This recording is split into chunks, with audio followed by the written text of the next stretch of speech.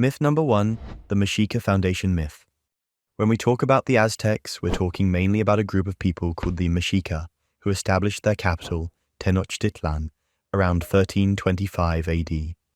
Just as ancient Rome has the story of Romulus and Remus as the myth telling the foundation of their city, the Mexica have a dark myth surrounding the creation of their empire. How much of it is true is uncertain. At first, the Mexica were working as mercenaries for their allies, the Culhua people. They had a good relationship, so the Mexica Aztecs asked the Culhua king for his beautiful young daughter as a bride for their patron god and god of the sun, Huitzilopochtli, making her their queen. Honored, the Culhua king agreed, but when he came to visit her, expecting to see her draped in gold and worshipped as royalty, he found something else entirely. In the distance, a priest was dancing. At first, the king didn't notice. Then he saw the skin, his daughter's skin, stretched over the priest's head, draping down like a grotesque suit. The Aztecs had given her what they saw as a great honor. She had been flayed and sacrificed to become a goddess, Toshi, a consort to Huitzilopochtli in death. The Culhua king was horrified, furious. He sent his warriors after the Mexica, driving them from his lands, but this wasn't the end for them. It was the beginning.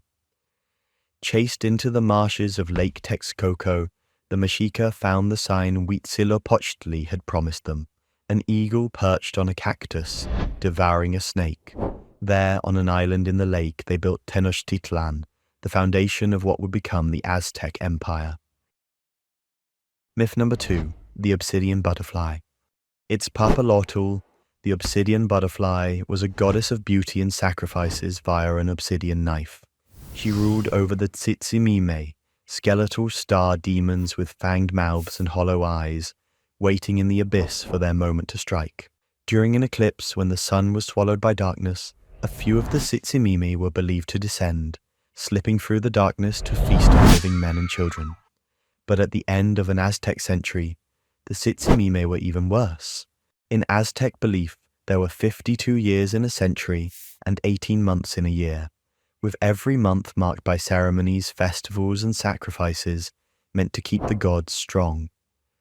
The predominant reason for Aztec sacrifice was to give strength to the gods, who in turn would sustain the sun.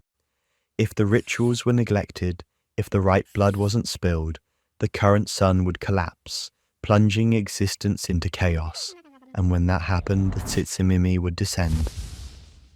At the end of every 52-year century, to delay the arrival of the Tzitzimime, the Aztecs performed a ritual known as the New Fire Ceremony to ensure the sun would rise again.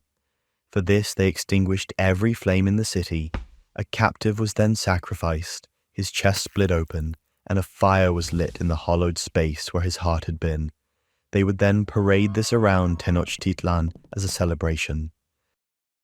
But it wasn't only humans that feared the Tzitzimime in Aztec myth. The gods could also be hunted down by the female star demons. When Quetzalcoatl rescued the agave goddess, Mayahuel, from her tyrannical grandmother who was one of the star demons, the rest of the Tzitzimime were unleashed. The pair tried to hide, transforming into a tree, but the demons weren't fooled. They found Mayahuel, tearing her apart, limb from limb. After they left, Quetzalcoatl gathered her remains and buried them. From her broken body, the first agave plant grew, a final gift of life from the destruction the Tzitzimime left behind. Myth number 3, birth of the sun god. As the patron god of the Mexica Aztecs, Huitzilopochtli was at the center of many of their myths, a god of both war and the sun. Before Huitzilopochtli was the god of war, before he was even born he had a target on his back. His mother, Coatlicue, was an earth goddess, a fearsome woman who wore a skirt made out of writhing serpents. One day, while sweeping a temple, she found a bundle of feathers drifting from the sky. When she tucked them into her clothes, she became pregnant.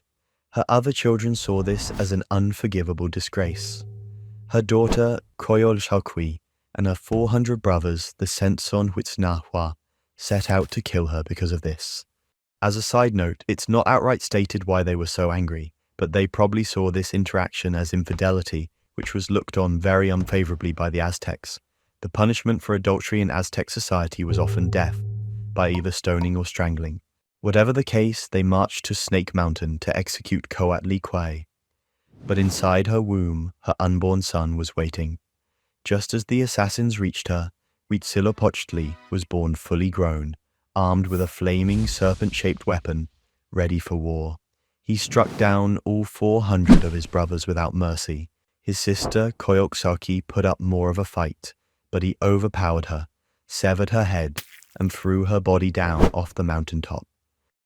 The Aztecs didn't just tell this story, they reenacted it. At the great Templo Mayor of Tenochtitlan, sacrifices were made to Huitzilopochtli, and the decapitated bodies tossed down the temple to mirror the myth.